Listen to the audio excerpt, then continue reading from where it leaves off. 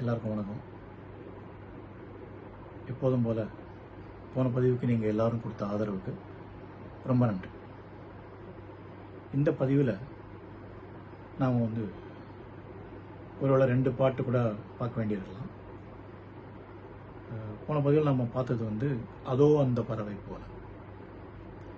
எப்படி அடிமைகளாக இருக்கிறவங்க அந்த சூழ்நிலையிலையும் பாசிட்டிவாக இருந்து திங்க் பண்ணி சுதந்திரத்தை விஷுவலைஸ் பண்ணி அவங்க பாடக்கூடிய ஒரு பாடல் அப்படின்னு நாம் பார்த்தோம். இந்த பதிவில் சரி, இப்போ அந்த மாதிரி ஒரு அடிமை வாழ்க்கை இல்லாட்டாலும் ஒரு சராசரி வாழ்க்கை வாழக்கூடியவங்க, நம்மளை போலவங்க அப்படின்னு வச்சுக்கோங்க.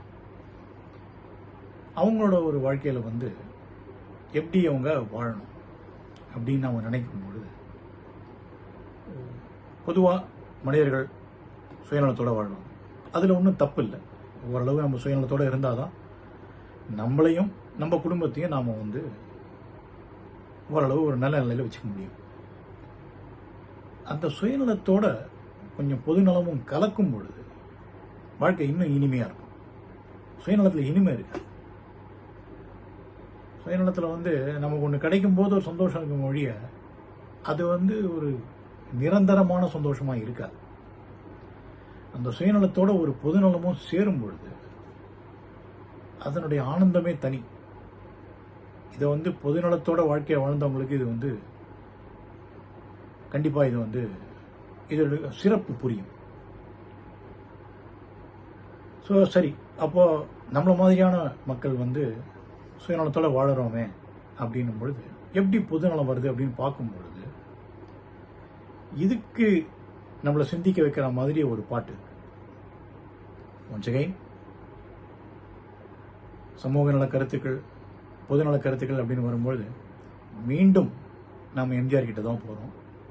அந்த வகையில் இந்த பாட்டு என்னன்னா, நான் ஏன் பிறந்தேன், நாட்டுக்கு நலம் என புரிந்தேன், இன்று நாளும் பொழுதும் வாழும் வரையில் நினைத்திடு என் தோழா, உடனே செயல்படு என் தோழா.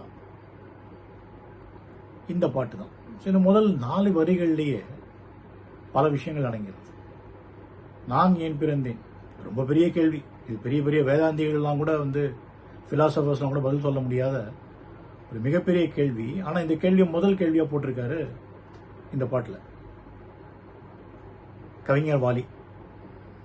இது படம் நான் ஏன் பிறந்தேன் அப்படிங்கிற படம். சங்கர் கணேஷ் இசையில் எப்பொழுதும் போல நம்முடைய கணீர் குரலுக்கு சொந்தக்காரர் டிஎம்எஸ் ஐயா அவர்களுடைய குரல்ல நான் ஏன் பிறந்தேன் ரொம்ப பெரிய கேள்வி. சரி, அடுத்த கேள்வி, நாட்டுக்கு நலம் என்ன புரிந்தேன்,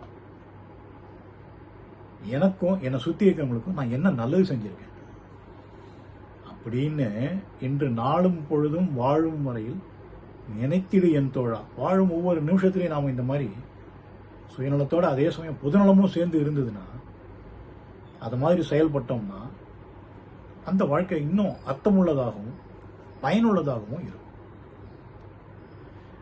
நினைத்து செயல்படு என் தோழா, உடனே செயல்படு என் தோழா அப்படிங்கிறார். வெறும்னு நினைக்காத, நல்லது பண்ணணும்னு நினைக்காத, அதை உடனே செயல்படுத்து அப்படிங்கிறார்.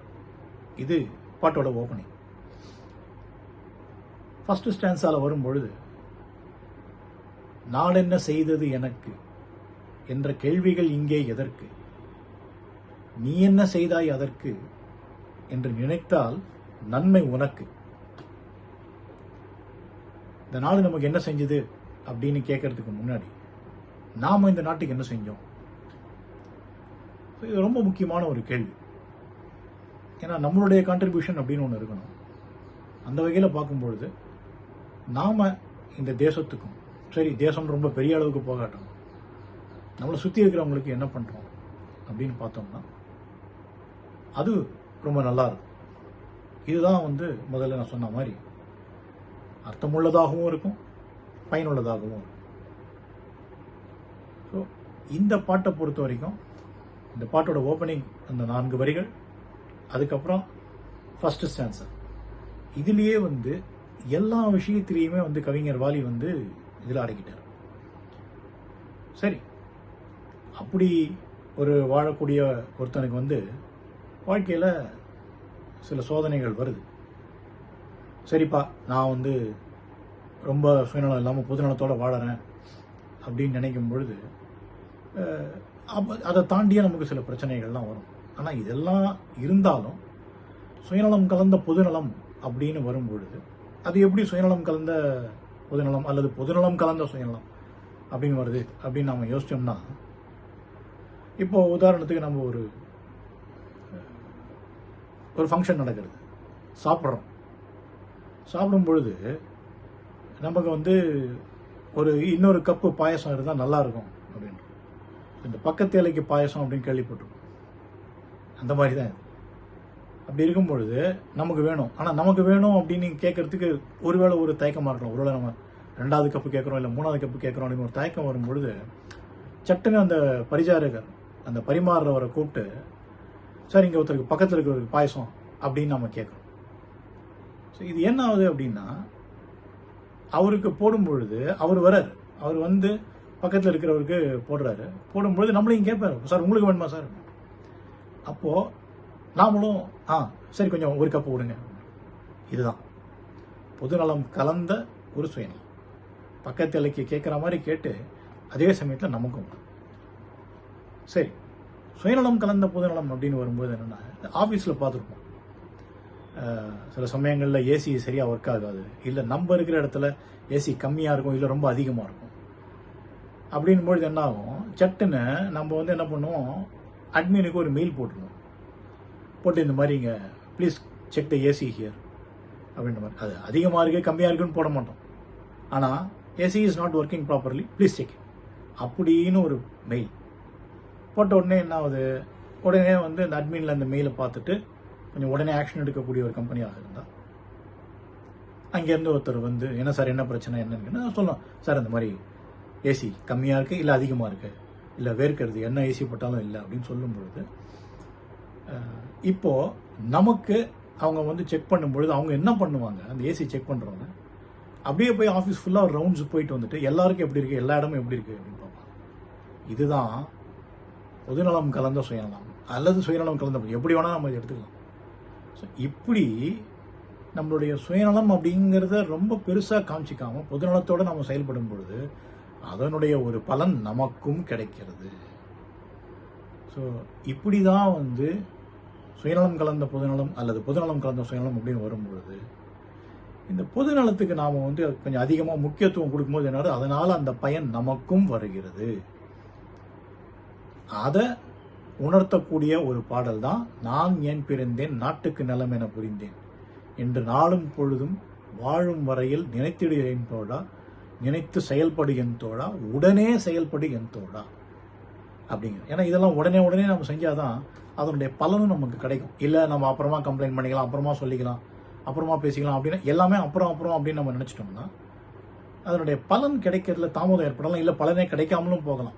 நாளைக்கு யாரோ ஒருத்தர் கேட்கும்போது ஆமாம் நான் கூட சொல்லணும்னு நினச்சேன் அப்படின்னு நம்ம நினைப்போம். ஆனால் அதனால் என்ன பிரயோஜனம்? அதனால் ஒரு விஷயம் நன்மை கிடைக்கிறது அப்படின்னும் பொழுது அதை உடனடியாக நினைக்கிறதோடு மட்டும் இல்லாமல், அதை சொல்கிறதோடு மட்டும் இல்லாமல் அதை செயல்படுத்துறது தான் ரொம்ப முக்கியம்.